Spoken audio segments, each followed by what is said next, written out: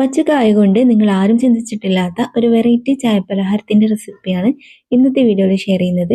അതിന് വേണ്ടിയിട്ട് നമുക്ക് കുറച്ച് പച്ചക്കായ ഇതേപോലെ കുക്കറിൽ വേവിച്ചതിന് ശേഷം അതിൻ്റെ ചൂടാറാൻ വേണ്ടിയിട്ട് ഒരു സൈഡിലേക്ക് മാറ്റി വെക്കാം.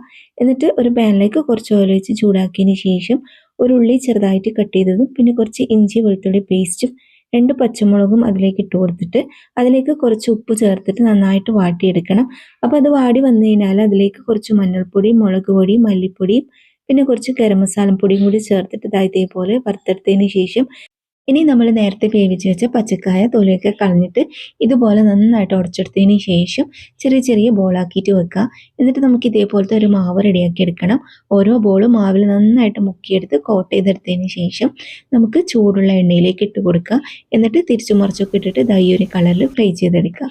ബോണ്ടയേക്കാളും നല്ല ടേസ്റ്റ് ആയിട്ടുള്ള ഒരു ചായ പലഹാരമാണ്. അപ്പോൾ എല്ലാവരും ട്രൈ ചെയ്ത് നോക്കണേ.